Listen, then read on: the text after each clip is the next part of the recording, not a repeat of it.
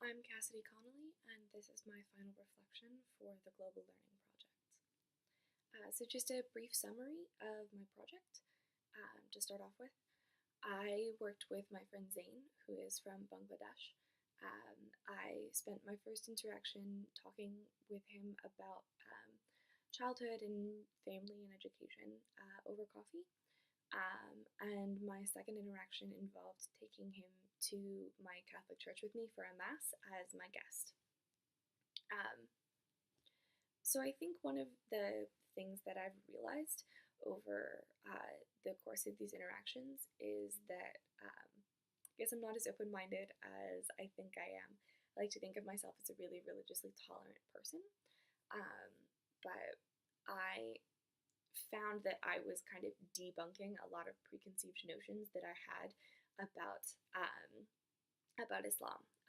I think it's really hard to grow up in the United States and have American media and American politicians and not get some kind of negative stereotypes about Islam. Um, so despite my best efforts, I had this preconceived idea that Islam was really, really strict and really, really rigid. And some parts of my first interaction made me a little bit uncomfortable because they seemed to be confirming that. So like Zain talked about how he doesn't always go to mosque because he doesn't always like strictly follow the rules of Islam. It feels to him like it would almost be dishonest to go and worship with this faith community without following all the rules. He's always been much more comfortable just sort of worshiping at home, believing in kind of the privacy of his own heart and soul. And at first that made me really uncomfortable. Like, why would the rules be so important that you don't feel comfortable participating? And then I realized while we were in church as I was going up for communion that I haven't been to confession in years. I mean, that's just a part of Catholicism that makes me uncomfortable, sitting down in a room with a perfect stranger and telling them all the things I think I've done bad.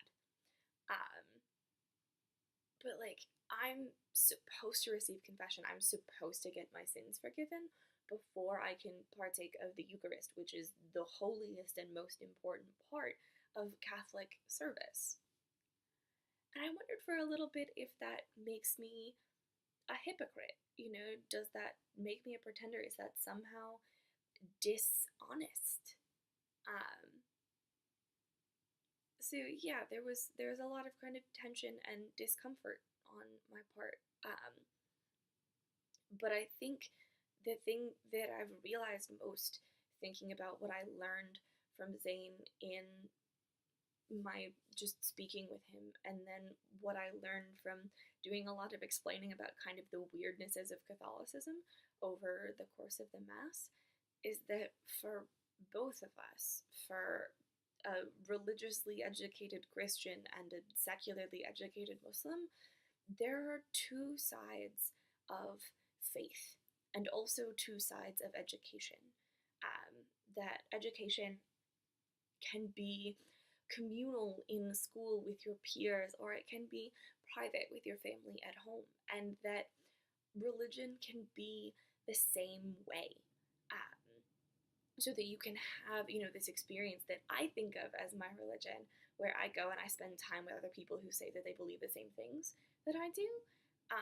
But then there's also a religion that's just a very deep personal connection to some higher power or deity or great beyond or whatever.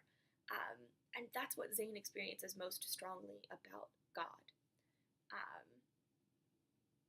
So I guess as a learner and as an educator, I'm much more open now to the idea about learning about different religions and maybe trying to seek an individual journey that's not so focused on my relationship to a community as it is to my relationship with God.